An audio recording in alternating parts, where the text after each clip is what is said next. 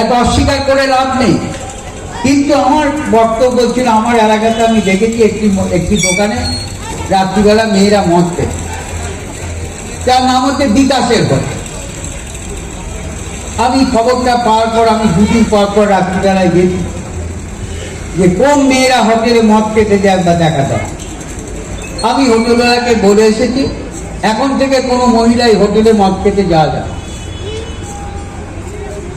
এটাও তো আমাকে দেখতে হবে, তাহলে ওই মহিলারা যদি মদ খেতে যায়, যদি কোনো অঘটন ঘটে যায় তখন কি হয়, সেখানে আমাদের পাহারা দিতে হচ্ছে, এটাও তো করতে হচ্ছে।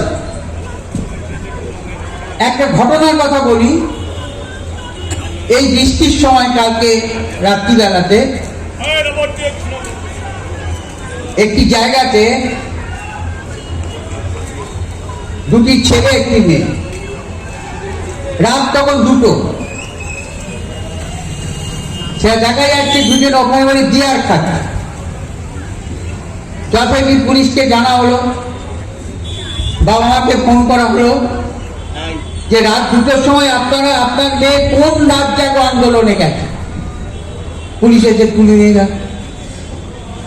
এবার কি করবো বলুন, যে আমাদের ছেলেরা যদি না পাহারা দিত, তাহলে ওই মদ্য অবস্থায় মেয়েটা যদি কিছু হয়ে যেত, তাহলে তাই তখন তো আবার দায়িত্ব আমাদের করতো লোকে। এ কথাগুলো তো ভাবতে হবে। তাহলে বাড়ির কোনো মহিলাকে অসম্মান করার জন্য আমি বললাম না, কিন্তু এই ঘটনাগুলো অনেকে তো জানেন কিন্তু বলেন না, আমাকে বলতে হচ্ছে বাধ্য হয়ে। কারণ ওদের এই রাত্রিবেলা যখন আমাদের পাহারা দিত, বাবা মা কি খোঁজ নেবে না?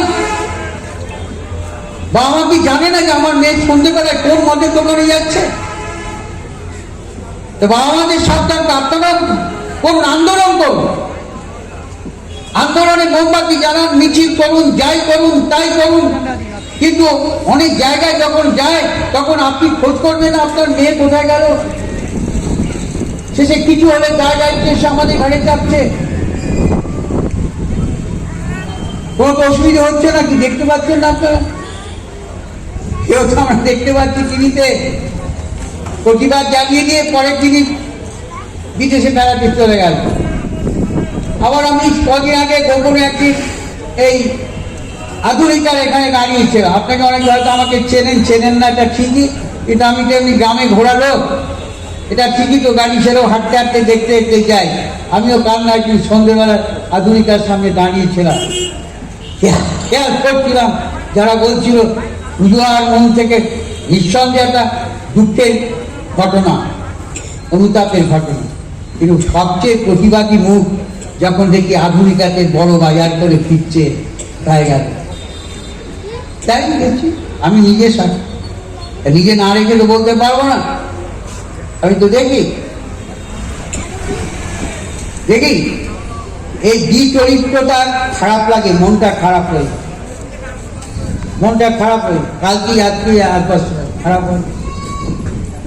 আমি দেখছি বড় বড় দোকানগুলোতে কদিন ধরে গণেশ ঠাকুর জানেন, আমি গোপনে হানা মারছি, দূরে দাঁড়িয়ে থাকছি, চা খাওয়ার নাম করে দিচ্ছি, কে বাজার কিনছে দেখছি।